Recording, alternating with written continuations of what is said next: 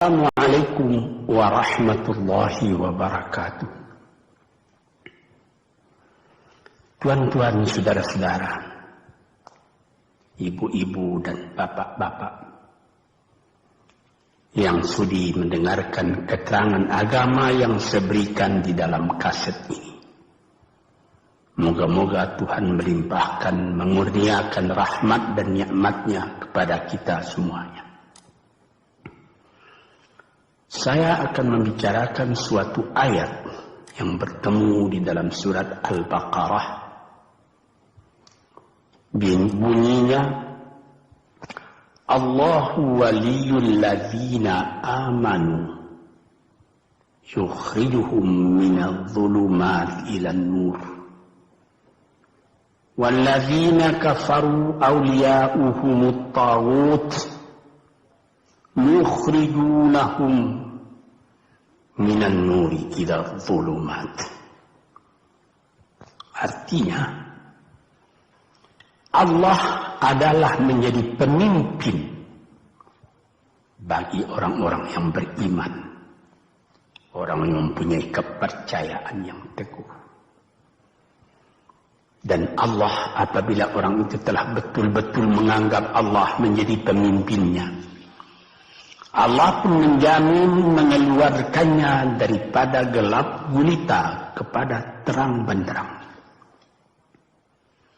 Gelap gulita kebodohan kepada kecerdasan. Gelap gulita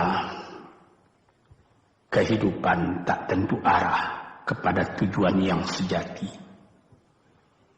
Sebaliknya, orang yang kafir yang tidak percaya kepada Allah, maka sebaliknya yang terjadi, daripada terang benderang, dia akan dipimpin oleh taghut, oleh kekuasaan-kekuasaan yang bukan bersandar kepada Allah. Dan yang demikianlah yang akan mengeluarkannya daripada terang benderang kembali ke dalam gelap gulita. Oleh sebab itu, rohani manusia itu adalah melalui di antara gelap dan terang kehidupan itu, di antara terang dan gelap kehidupan. Kalau sekiranya jasmani kita, kalau sekiranya badan kita yang lahir ini diberi cahaya oleh matahari yang terbit di waktu pagi, yang terbenam di waktu sore, rohani kita pun diberi juga terang oleh suatu yang lebih terang dari matahari, yaitu petunjuk dan hidayat Tuhan. Di dalam Al-Quran, Tuhan memberikan bujukan, memberikan jiwa besar kepada orang-orang yang beriman itu. Tuhan bersabda, La tahinu wa la tahzanu wa antumul a'launa in kuntum mu'minin. Engkau ini adalah orang yang tinggi kalau engkau tetap memegang kepercayaan kepada Allah Subhanahu wa ta'ala. Di dalam perjuangan hidup di dunia ini, perjuangan antara yang hak dengan yang batil, antara gelap dengan terang, antara keyakinan dan keraguan, manusia berjalan di sekitar itu. Di kiri dan di kanan kita berjumpalah gelap dan terang itu. Maka diberilah pedoman manusia tadi. Apa pedoman? Walaupun bagaimana hebatnya, geloranya, tofannya, alim bubunya, ombaknya dan gelombangnya kehidupan itu, manusia mesti teguh berpegang kepada iman. Sebab kehidupan di dunia itu menurut peraturannya ialah tidak ada yang tetap. Yang tetap itu ialah berubah. Berubah itulah ketetapan yang ada dalam dunia. Panas sangat terik, benar, nanti akan hujan. Hujan sangat lebat, benar, nanti akan panas. Di suatu tempat terjadi hujan yang lebat, berhari-hari timbul banjir. Iya, banjir itu tidak tiap hari, nanti dia kering lagi. Di laut pun demikian pula. Ada pasang naik, tergenang ke atas.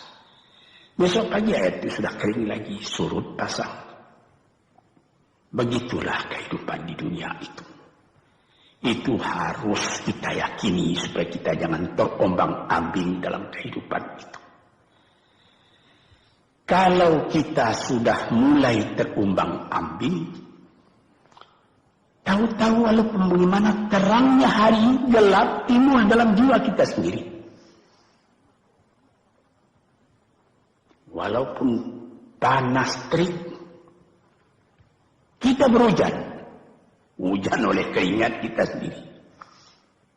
Jadi yang penting di sini menjaga hati itu.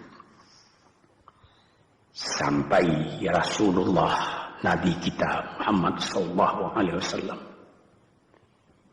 inna fil jasadi mudghatan, di dalam tubuh manusia itu ada suatu bekuan darah. Idza salahat salahal jasadu kulluhu wa idza fasadat fasadal jasadu kulluhu. Kalau ini segumpal daging baik, seluruh badan jadi baik. Kalau dia rusak, seluruh badan jadi rusak. Apakah itu? Hati. Hati. Kendali terletak dalam hati kita. Hati. Artinya penuh. Bukan saja berarti pada daging, tapi pada hati dari hati, isi dari hati, atau juga akal kita.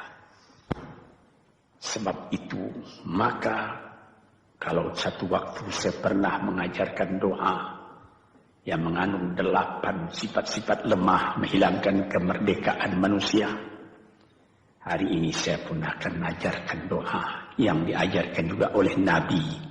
Bagaimana menjaga hati tadi.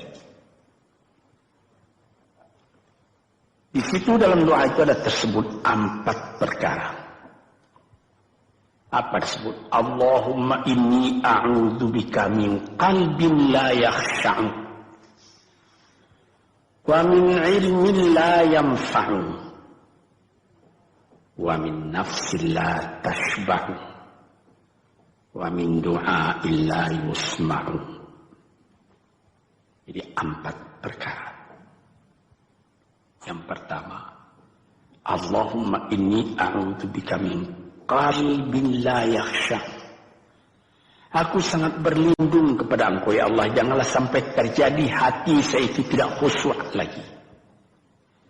Ini bahaya ini. Mulai bahaya mengancam kepada manusia. Kalau hatinya tidak khusyuk lagi, hati khusyuk yaitu hati itu tentu jelas tujuannya kepada Allah. Allah menjadi pegangannya. Allah menjadi bentengnya. Allah menjadi ingatannya. Allah menjadi tujuannya. Dan kepada Allah dia kalau sembahyang menghadapkan diri, menghadapkan hati, maka permohonan kita yang pertama kepada Tuhan, ya Tuhanku, janganlah sampai hati saya ini tidak khusyuk lagi. Sebagai orang Islam, kita sembahyang 5 waktu. Di dalam Al-Quran dikatakan sembahyang itu ialah khusyuk, terpadu ingatan kepada Tuhan. Tapi kalau kita sudah, hati itu sudah mulai ditumbuhi penyakit, walaupun sembahyang, mulai ya Allahu Akbar, pikiran sudah menjalar kepada yang lain. Piutang belum menerima, utang belum terbayar, makanan belum masak, macam-macam lah yang teringat. Padahal kita dalam sembahyang. Ini apa arti sembahyang tadi lagi? Ini sudah mulai berbahaya ini. Banyak orang yang tidak meninggalkan sembahyang, tapi tidak ada bekas dari sembahyang itu kepada kehidupannya. Di dalam sembahyang kita baca inna salati wa nusuki wa mahyaya wa mamati lillahi rabbil alamin. Sesungguhnya sembahyangku dan ibadatku dan hidupku dan matiku sama sekali terserah kepada Allah. Ini dirasakan dalam hati, bukan cuma disebut di dalam mulut. Sebagaimana dikatakan, bukan jadi lip service sebagai seput tangan penggosok-gosok mulut, bukan begitu. Yang dari hati. Kalau sudah dari hati yang khusyuk, ini berbekas kepada kehidupan. Aku tak takut menghadapi segala keadaan dalam hidup, sebab hatiku bertali dengan Tuhan. Dari Tuhan aku datang, kepada Tuhan aku akan kembali. Ini namanya hati yang khusyuk. Tapi kalau sekiranya bacaan tetap fasih, tapi tidak ada lagi dari hati, melainkan rutin saja. Mayang 5 waktu sehari semalam, tapi tidak merubah kepada perangai, tandanya sembahyang tadi tidak khusyuk. Ini yang pertama kita minta kepada Tuhan. Janganlah sampai kita mempunyai hati yang tidak khusyuk, hati yang tidak teringat kepada Allah. Kalau hati tidak ingat lagi kepada Allah, maka segala pekerjaan yang terlarang sudah ringan saja kita mengerjakan. Menipu, berdusta, membujuk orang lain mengerjakan perbuatan yang salah, mencela, memaki, itu karena tidak ingat kepada Allah, cuma ingat kepada diri sendiri saja. Ini yang pertama. Yang kedua dikatakan, wa min ilmin la yanfa'. Dan aku berlindung kepada Engkau ya Allah daripada ilmu yang tidak memberi manfaat. Padahal disebutkan oleh ahli-ahli, ilmu yang memberi manfaat itu membawa manusia kepada iman. Al-ilmu yad'u ilal iman. Ilmu itu membawa manusia kepada iman. Sekarang sudah ilmu banyak, tapi tidak membawa kepada iman, melainkan membawa kepada celaka. Sudah maju kepandaian orang, ilmu, pengetahuan orang, teknologi orang, sains orang, knowledge orang, dan segala macamnya. Tapi tidak ada manfaatnya kepada manusia. Cuma bahaya karena ilmu tadi yang datang kepada manusia. Sebagaimana ilmu manusia di abad ke-20 yang sangat penting, yaitu tentang tenaga atom. Maka timbullah bom atom, bom hidrogen, nuklir. Sehingga manusia diancam sekarang ini oleh bahaya atom itu di mana-mana. Apabila kita lihat di televisi, bagaimana mengadakan demonstrasi di Australia, di Jerman Barat, di tempat-tempat yang lain, melihat bagaimana bahaya atom itu kalau terjadi perang dunia yang ketiga.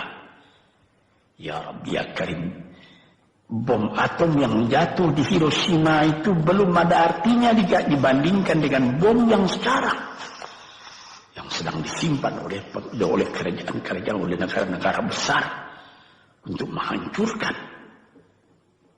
Ini ilmu ini.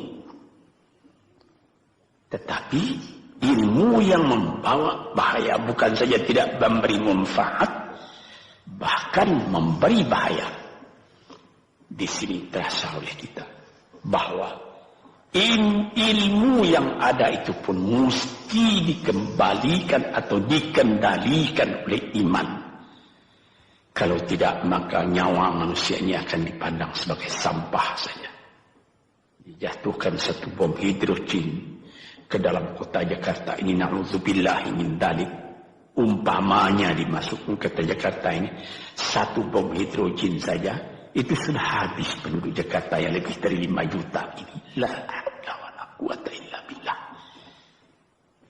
Ini minta kepada Tuhan, ya Allah, majulah ilmu manusia, majulah teknologi manusia, tetapi jangan hendaknya kemajuan itu membawa kepada bahaya. Jangan ilmu pengetahuan itu membawa kepada yang tidak memberi manfaat. Nah, ini doa yang kedua kepada Allah Tuhan sarwa sekalian alam. Yang ketiga disebut lagi, wa min nafsin la tashba'u, dan aku berlindung kepada Allah daripada nafsu, daripada diri, daripada ego, daripada tiap-tiap masing-masing diri ini yang tidak merasa kenyang. Ini juga bahaya besar. Inilah yang menimbulkan penjajahan di dunia. Inilah yang menimbulkan, disebut dalam bahasa Arab, al-ghazwul fikri. Penjajahan. Sesudah Perang Dunia Kedua sudah banyak negeri-negeri yang merdeka. Tetapi sekarang timbul lagi penjajahan baru. Apa? Penjajahan fikiran. Sehingga bangsa yang merdeka tadi tidak merdeka lagi fikirannya. Dia merdeka di dalam meniru kepada bangsa yang lebih kuat. Itu namanya terjajah juga. Jadi tuan-tuan yang terhormat, apa pangkalnya ini? Daripada nafsu serakah manusia. Nafsu serakah manusia sebagaimana tersebut di dalam hadis. Lau kana libni adama wadiyani min dhahabin labtagha salisan. Wa ma yamla'u jawf ibni adama illa turab. Kalau manusia itu mendapat suatu lembah yang penuh dengan kekayaan emas, suatu lembah, dia ingin supaya mendapat satu lembah lagi yang penuh juga dengan emas. Dapat 2 lembah, dia minta 3 lembah lagi yang penuh dengan iman. Nafsu manusia tidak pernah kenyang. Padahal akhirnya kalau dia sudah menutup mata, tidak ada yang akan memenuhi perutnya melainkan tanah. Saya teringat akan cerita yang disampaikan oleh Graf Leo Tolstoy, pujangga Rusia yang terkenal, bahwa orang yang tidak mempunyai nafsu yang kenyang itu, pada suatu hari katanya, ada satu orang kaya mempunyai tanah yang luas. Dia mengatakan kepada orang, boleh tuan-tuan mengambil tanah kepunyaan saya ini, berapa tuan suka, berapa tuan mau. Syaratnya cuma begini, sepanjang yang tuan berjalan dari timur ke barat, lantas sebelum matahari terbenam, tuan sampai kembali ke tempat tuan melangkah pertama tadi. Berapa saja tuan suka, boleh ambil tanah ini. Maka datanglah si tamak tadi. Tuan yang punya asli tanah tadi mengatakan, bawalah bakal, jangan lapar di jalan nanti. Baik, dibawanya nasi sebungkus, dia berjalan, jalan. Dari pukul 7 pagi. Kalau diambil kekuatan, hendaknya pukul 10 dia sudah makan. Melangkah lagi beberapa ratus meter atau sekian, nanti boleh kekuatan buat kembali. Sehingga sebelum matahari terbenam, dia sudah sampai ke tempat dia menuju bermula. Tetapi ini orang bernafsu betul, dia minta supaya banyak tanah yang dapat didapatnya.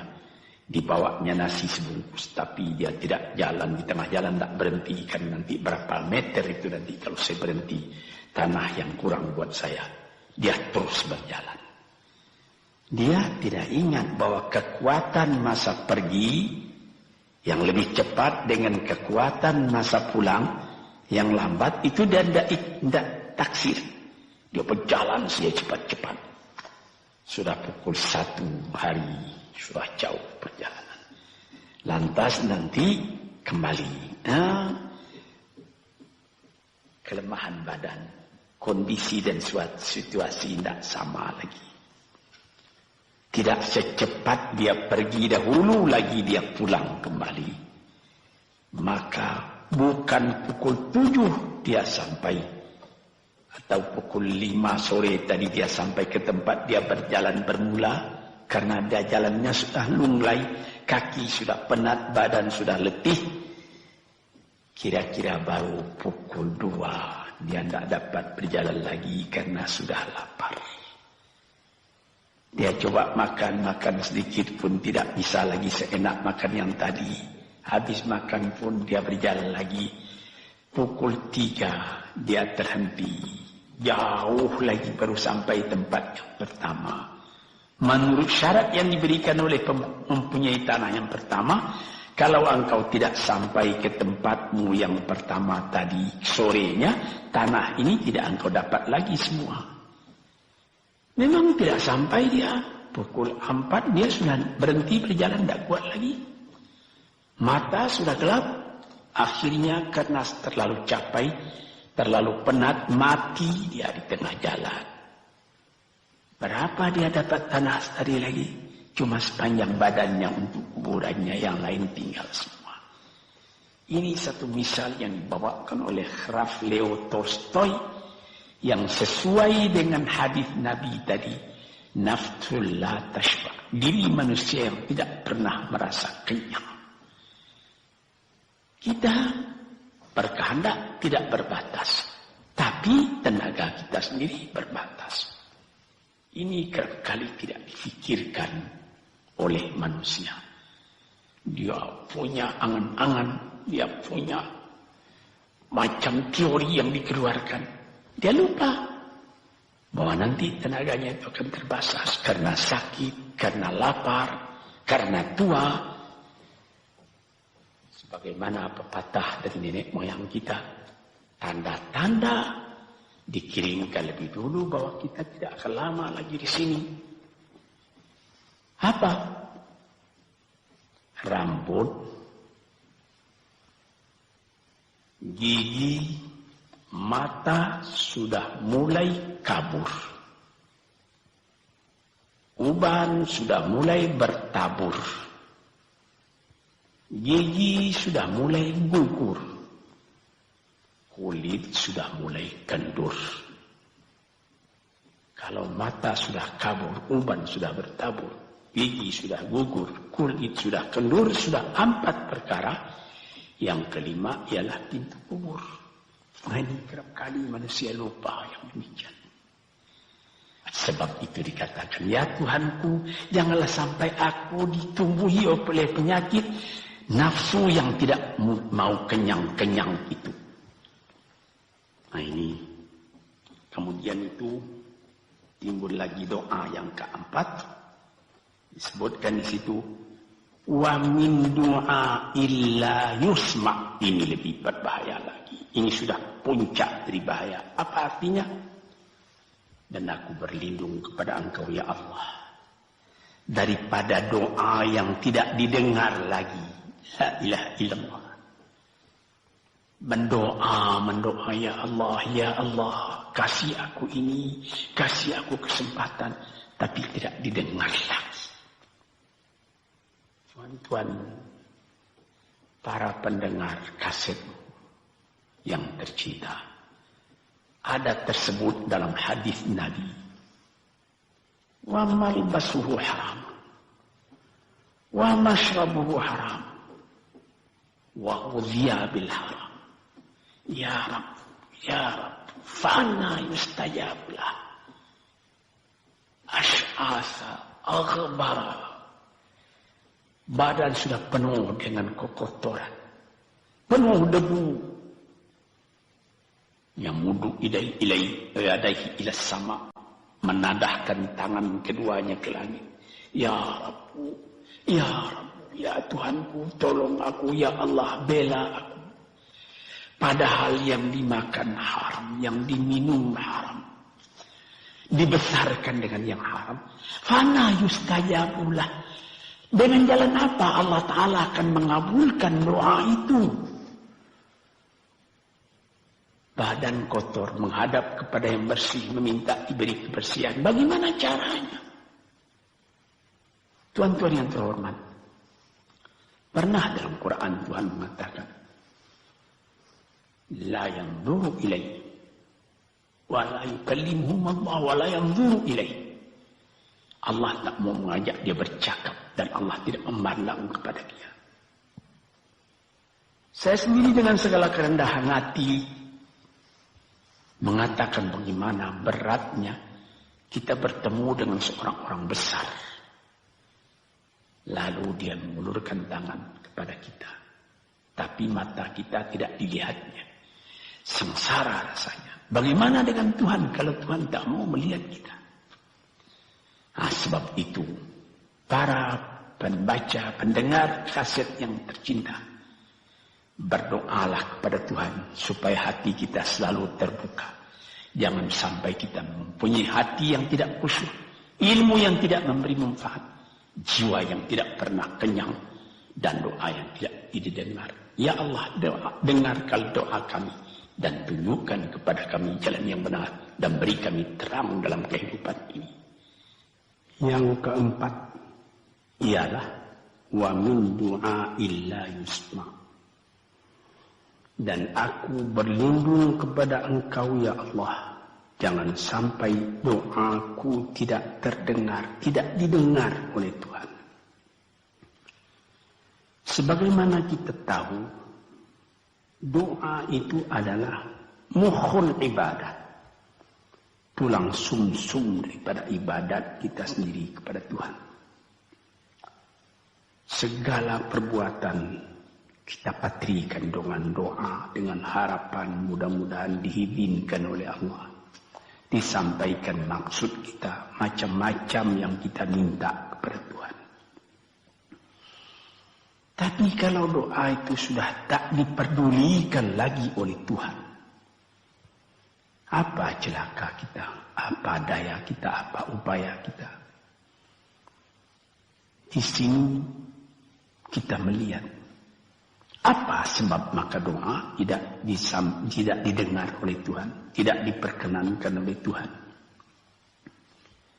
Tentu saja bukan dari salah Tuhan, melainkan dari salah kita sendiri. Di dalam Al-Quran dikatakan, Iyyaka na'budu wa iyyaka nasta'in. Al-Fatihah tersebut, kepada Engkaulah kami menyembah, ya Allah. Dan kepada Engkau kami minta tolong. Tapi dengan tidak sadar, kerap kali kita berbuat terbalik. Iyyaka nasta'in wa iyyaka na'budu. Kepada Engkau kami minta tolong, lalu kepada Engkau kami menyembah. Minta tolong dulu baru menyembah. Minta tolong banyak-banyak, tapi terima kasih tidak ada. Tentu saja tidak didengar oleh Tuhan. Di dalam satu hadis tersebut, Asy'asa al-Ghabbara yamuddu yadayhi ila as-sama'i ya Rabbu ya Rabbu, wa mat'amuhu haram wa mashrabuhu haram wa malbasuhu haram wa ghudhiya bil haram fa anna yustajabu. Badan sudah kotor, sudah berkerunyut, kesusahan, kegelisahan kehidupan terbayang kepada tubuh sendiri. Lalu menadahkan tangan ke langit, meminta kepada Allah, ya Tuhanku, ya Tuhanku. Bagaimana Tuhan bisa mengabulkan? Dengan pikiran yang kotor engkau menghadap kepada Tuhan. Kalau tidak terkabul, jangan Tuhan yang disalahi. Hatimu sendirilah salahi. Apa yang kau perbuat dalam kehidupan ini? Di mana terdesak engkau ingat kepada Tuhan. Di zaman kesenangan engkau lupakan Tuhan. Di dalam mendapat percobaan engkau merengek mengadu kepada Tuhan.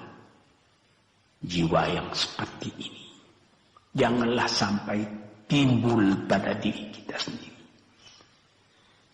Saya sudah mengalami apabila saya berhadapan-hadapan dengan orang besar.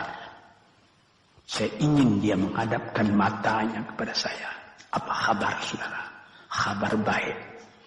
Dia lihat mata saya lihat mata dia. Tapi kalau ketika dia bersalam dengan saya, dia melihat kepada orang lain, bukan main sakit hati saya. Apa salah saya maka dia begitu? Mengapa tidak saya yang dipandang? Sedangkan dengan sesama manusia lagi begitu perasaan kita. Bagaimana dengan Tuhan? La yanzuru ilaihim wa la yukallimuhum. Allah tidak memandang sebelah mata kepada Allah, kepada kita.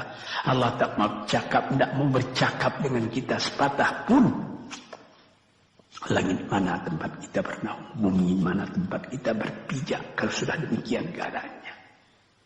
Nah, ini yang dijaga tuan-tuan yang terhormat dalam doa keempatnya itu. Hati janganlah sampai tidak khusyuk. Ilmu janganlah sampai tidak memberi manfaat. Nafsu janganlah sampai tidak kenyang. Dan doa janganlah sampai tidak didengar. Saudara-saudara, moga-moga Allah memberikan kepada kita hati yang terang. Sebagaimana ayat yang mula-mula saya sebut tadi. Allahu waliyul ladzina amanu yukhrijuhum minadh-dhulumati ilan nur. Allah lah jadi pemimpin bagi orang yang beriman. Sehingga dari gelap gulita dibawa dia oleh Tuhan kepada terang benderang. Walladzina kafaru, tetapi orang-orang yang sudah tidak ada kepercayaannya kepada Tuhan. Auliya'uhumut taghut, yang menjadi pemimpinnya bukan Tuhan tapi setan. Dia akan membawa orang itu daripada terang benderang ke dalam gelap gulita. Kita jadi meraba-raba dalam gelap kehidupan. Dalam meraba-raba itu masih ragu entah kemana akan pergi. Maut pun datang. Gelap selalu. Di dunia gelap, di akhirat pun gelap. Na'udzubillah min dzalik. Hadirin yang terhormat. Para peminat kaset ini. Moga-moga semuanya ini menjadi kenang-kenangan kepada Tuhan. Di dalam perjalanan yang jauh. Di dalam keistirahatan hidup. Sehingga mendapat ketetapan hati dan tumakninah. Assalamualaikum warahmatullahi wabarakatuh.